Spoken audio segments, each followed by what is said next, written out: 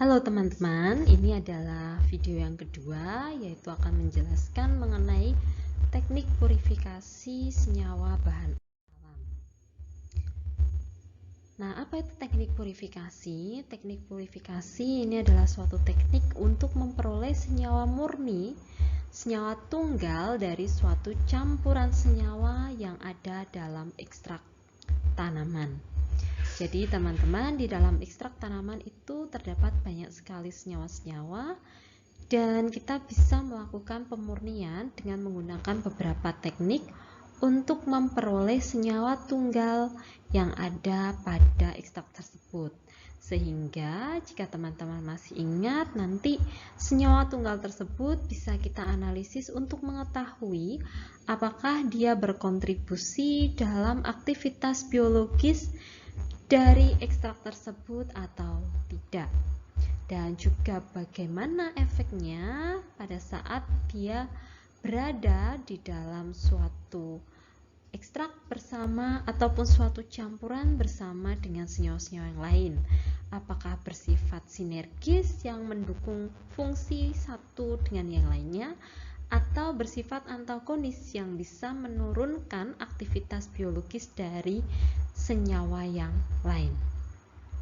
Nah, di sini ada dua yang tergolong dalam teknik purifikasi. Yang pertama adalah teknik kromatografi yang terdiri dari kromatografi lapis tipis, gas kromatografi, kemudian high performance liquid kromatografi, dan juga nantinya ada kromatografi kolom. Kemudian yang kedua ini adalah teknik non kromatografi yang biasa kita sebut dengan screening fitokimia, yang mana di sini digunakan umumnya untuk mendeteksi apakah di dalam sampel tersebut terdapat misalkan saponin dari kemampuan ataupun dari busa yang muncul pada saat dilakukan pengocokan pada sampel tersebut. Kemudian juga ada identifikasi untuk alkaloid, flavonoid, tanin, terpenoid, dan juga senyawa fenolik. Nah, kita akan masuk ke teknik kromatografi. Teknik kromatografi dari namanya di sini kroma atau artinya di sini adalah warna.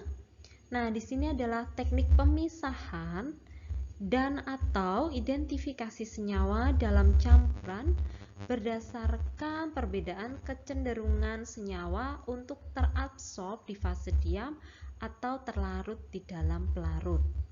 Dan di sini ada kromatografi lapis tipis yang nantinya akan disemprot dengan suatu reagen untuk memunculkan warna pada sampel atau senyawa targetnya. Nah, kemudian yang kedua ini adalah kromatografi gas kromatografi, dan yang ketiga ini adalah high performance liquid kromatografi. Untuk keduanya nanti kita akan lihat perbedaannya apa berdasarkan dari sampel yang digunakan. Namun secara umum teknik kromatografi di sini dia akan menggunakan dua jenis fase, yaitu fase diam dan fase gerak. Fase diam ini nanti akan menempel pada matriknya, sedangkan di sini fase gerak umumnya berupa pelarut.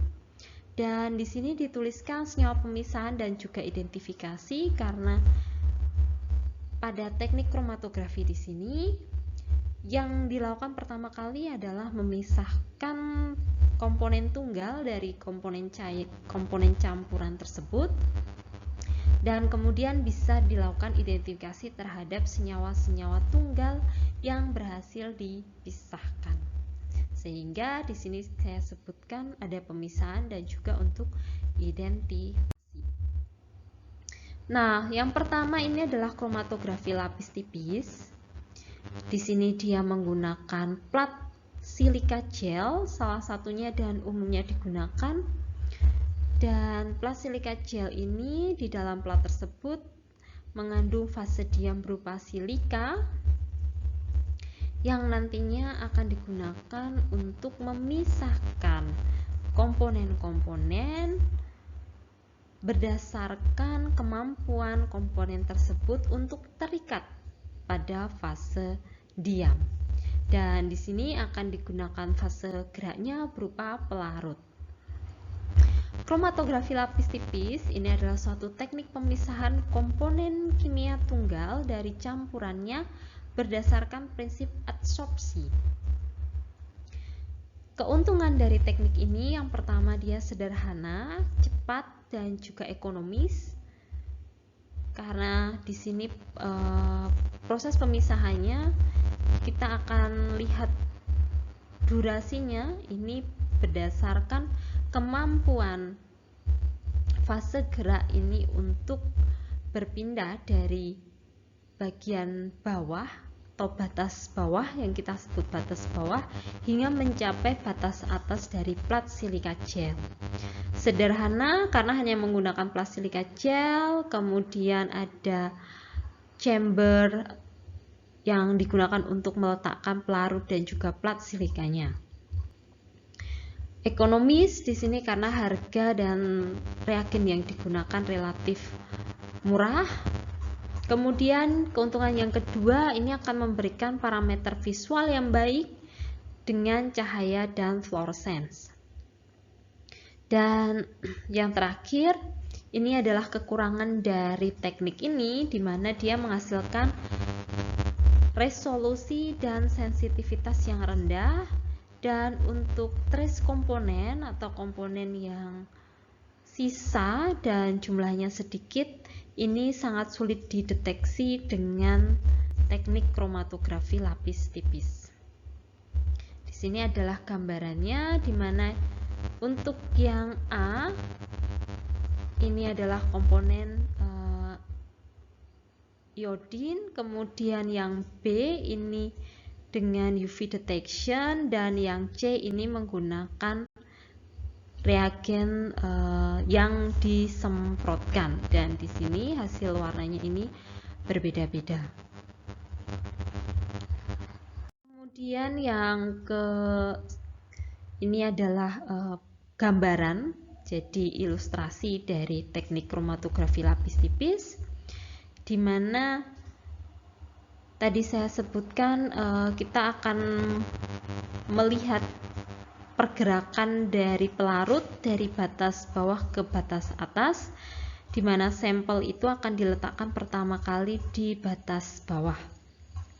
Kemudian seiring dengan perjalanan pelarutnya yang tentunya berkaitan dengan waktunya, ini akan terjadi perpindahan dari bawah ke atas. Di sini misalkan untuk pergerakan pelarutnya sampai di titik ini. Nah, kemudian dari sampel tersebut terpecah ada komponen A dan komponen B. Untuk selanjutnya hingga solvent ini mencapai batas atas, maka kita akan mendapatkan komponen A yang terletak di bawah dan komponen B yang terletak di atas. Nah, komponen A, jika kita menggunakan plat silika gel di sini, komponen A di sini sifatnya lebih polar, sedangkan untuk komponen B ini sifatnya kurang polar. Tadi kita sebut di depan ya, bahwa teknik ini menggunakan prinsip absorpsi. Jadi, prinsip antara keterikatan dari senyawa tersebut di fase diam dan juga di fase geraknya. Untuk senyawa-senyawa yang memiliki gugus fungsi seperti asid, di sini dia lebih polar, maka dia akan terletak di bagian bawah. Kemudian di sini terjadi kenaikan polaritas hingga mencapai hidrokarbon, maka hidrokarbon di sini sifatnya nonpolar, dia akan ada di atas, dia akan terdeteksi di bagian atas. Dan di sini perbedaannya ini ataupun parameter yang perlu diukur dan diperhatikan di sini adalah nilai RF atau retention factor, di mana nilai RF ini merupakan perbandingan antara jarak yang ditempuh oleh komponen A dibandingkan dengan jarak yang ditempuh oleh pelarut. Jadi jarak dari batas bawah ke batas atasnya. Nah, nilai RF ini sangat dipengaruhi oleh beberapa hal. Yang pertama adalah struktur kimia senyawa yang dipisahkan, sifat adsorben dan derajat aktivitasinya, kemurnian pelarut, derajat kejenuhan pelarut dalam bejana, jumlah cuplikan, dan juga temperatur. Sehingga 6 hal ini perlu diperhatikan untuk menentukan nilai RF. Sebagai contoh yang tadi, jika sampelnya ini berupa sampel hidrokarbon, maka nanti nilai RF dari sampel hidrokarbon ini akan tinggi karena jarak yang ditempuh oleh komponen hidrokarbon tersebut dibandingkan dengan jarak tempuh dari pelarutnya ini tidak terlalu berbeda jauh, sehingga hasilnya nanti akan tinggi dibanding dengan komponen A di sini yang dia lebih polar. Nah, di sini hanya kasus untuk yang si plat silika, di mana kita tahu bahwa plat silika ini di sini dilambangkan dengan SiOH, dia bersifat relatif polar. Kemudian selanjutnya ini adalah gas kromatografi, di mana dari namanya gas kromatografi di sini berarti sampel tersebut harus bersifat volatil ataupun mudah menguap. Sehingga teknik ini akan sangat bermanfaat dalam analisis senyawa-senyawa nonpolar, volatil, dan memiliki jumlah trace komponen yang dapat diekstraksi secara organik. Kemudian keuntungan dari teknik ini, dia bisa digunakan untuk memprofil, mengidentifikasi senyawa-senyawa non-target, penemuan senyawa, dan metabolit yang baru. Selain itu, spesifitas dan sensitivitasnya ini tinggi. Namun, karena tadi disebutkan bahwa sampelnya ini harus bersifat volatil dan dia bersifat gas, bentuknya ini harus gas, maka teknik ini akan sulit digunakan dalam analisis senyawa-senyawa yang sangat polar. Karena senyawa yang sangat polar ini umumnya memiliki titik didih yang tinggi, sehingga volatilitasnya ini cukup rendah dan dia bersifat termolabil, artinya dalam suhu panas dia lebih mudah untuk rusak. Ini adalah gambaran dari gas kromatografi, analisis suatu komponen menggunakan gas kromatografi. Yang pasti kita akan awali dari koleksi sampel, kemudian ekstraksi metabolit. Dan untuk senyawa-senyawa yang memiliki titik didih tinggi ini perlu dilakukan derivatisasi untuk menurunkan titik didihnya sehingga dia akan mudah untuk dibuat dalam bentuk gas dan tidak mudah rusak. Setelah itu dilakukan instrumen analisis dengan menggunakan GCMS. Setelah itu dilakukan data analisis dan dari data analisis bisa dilanjutkan dengan analisis jalur biosintesisnya.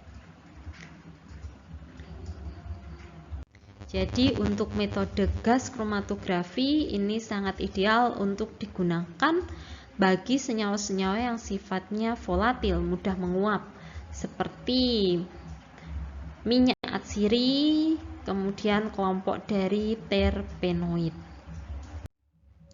Nah, untuk selanjutnya, teknik ketiga ini adalah High Performance Liquid Chromatography atau biasa disebut dengan HPLC.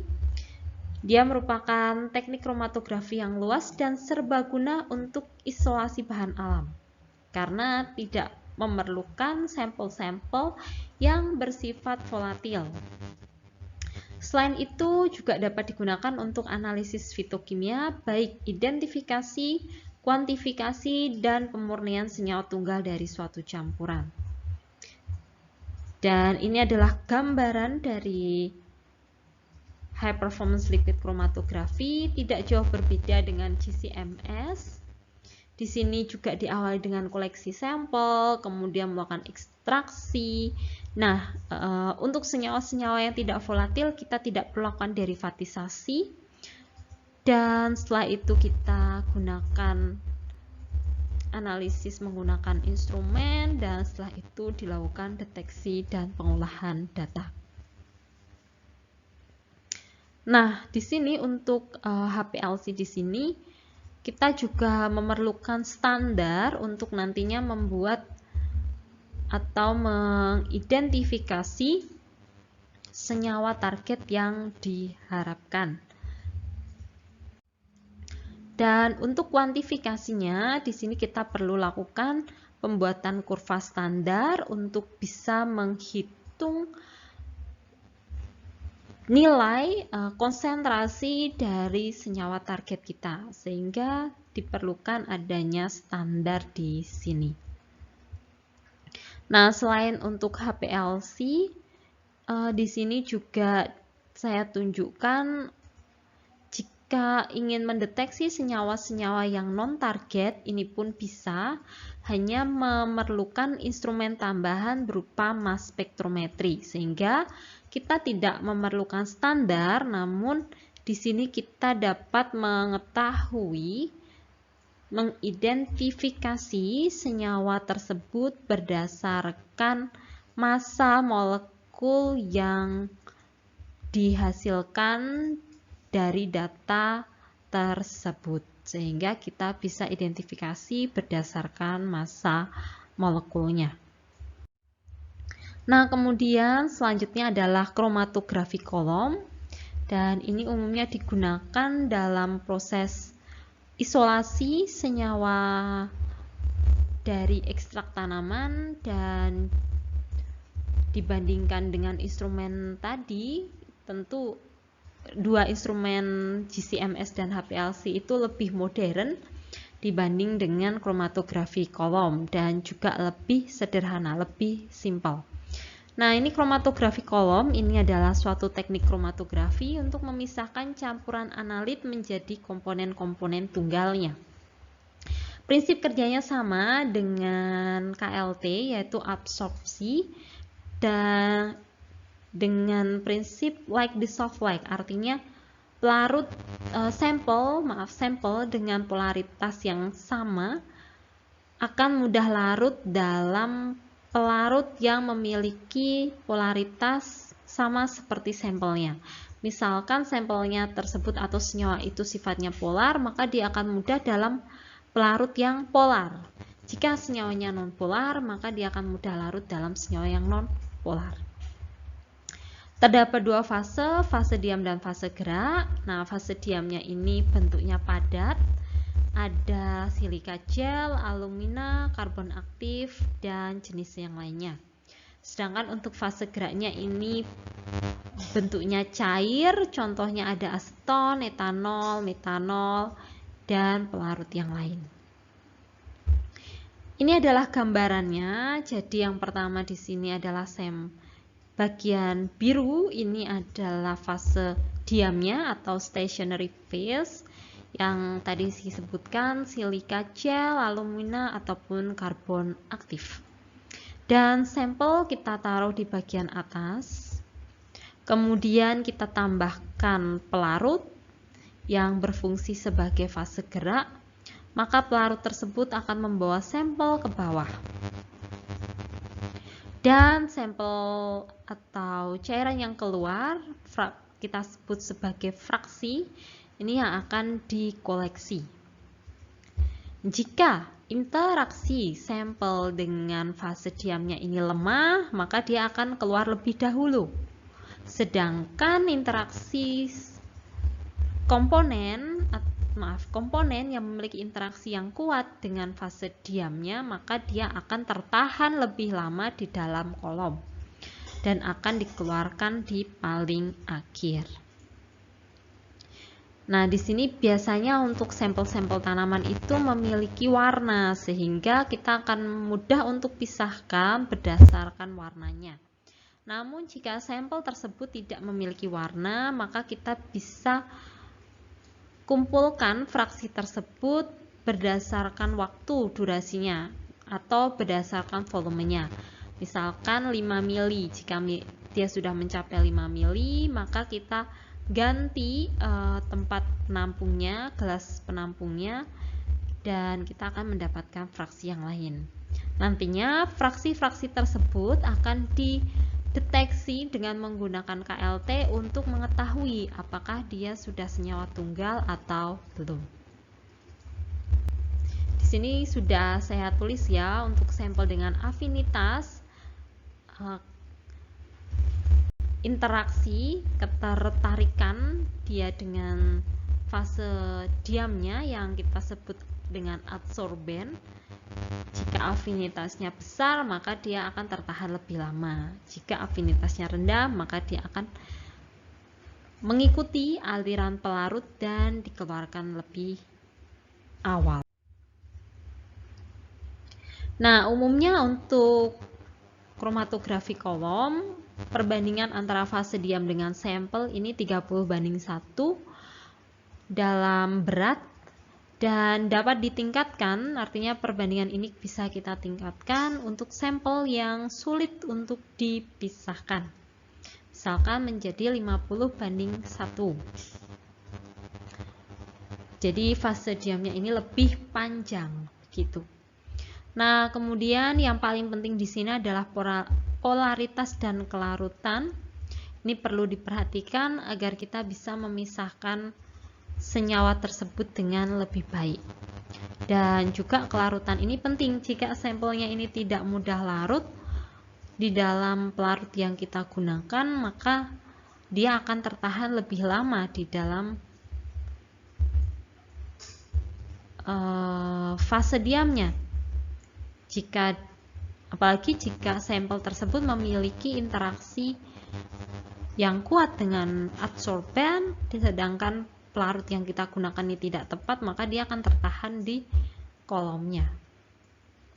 Nah, fase diam ini ada dua jenis, dia bisa tadi ya silika gel ataupun karbon aktif.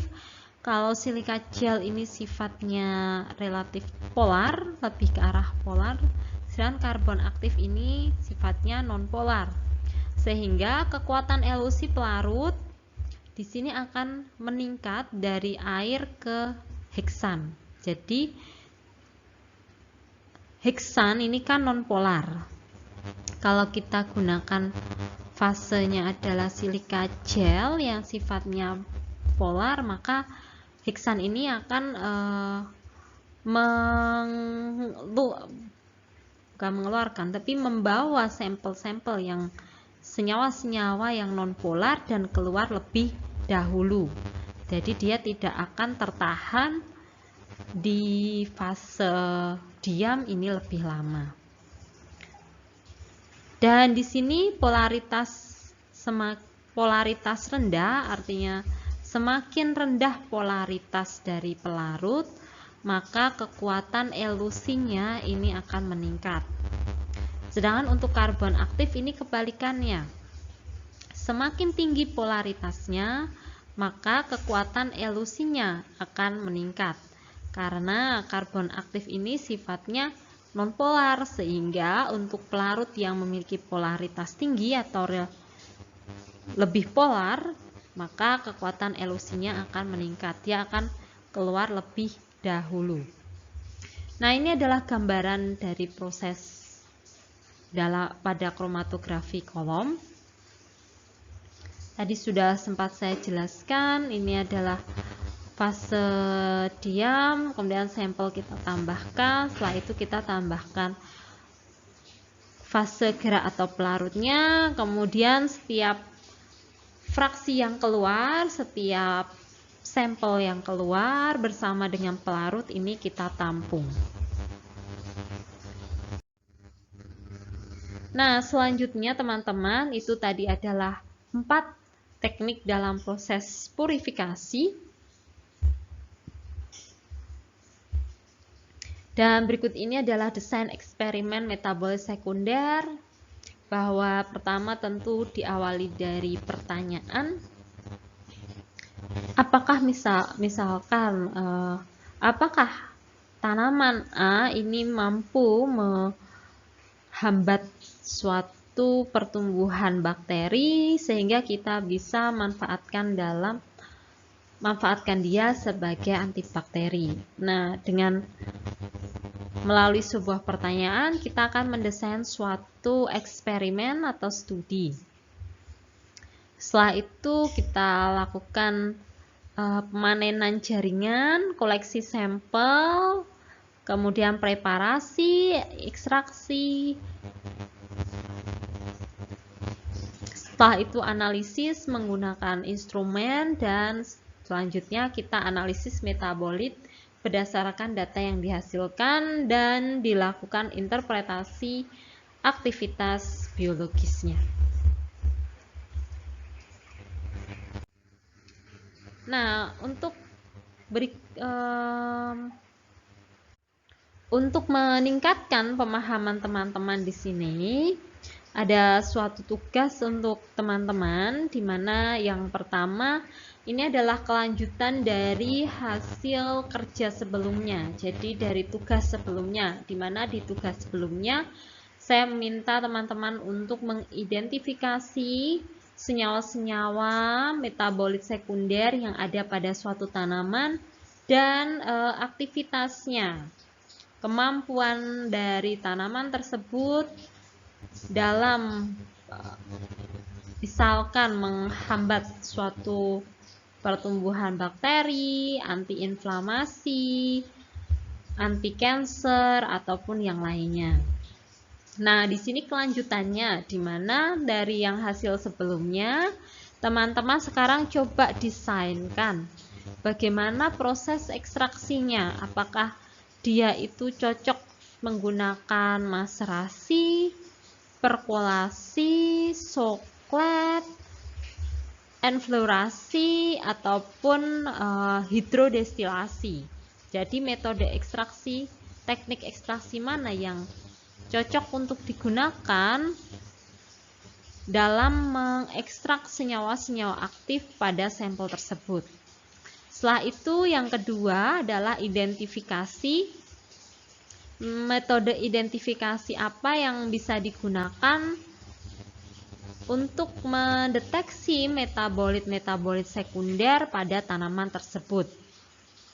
Apakah menggunakan screening fitokimia yang mana yang ingin dilakukan, KLT, ataupun metode yang lainnya. Selanjutnya adalah metode purifikasi. Nah, metode purifikasi yang akan digunakan ini apa?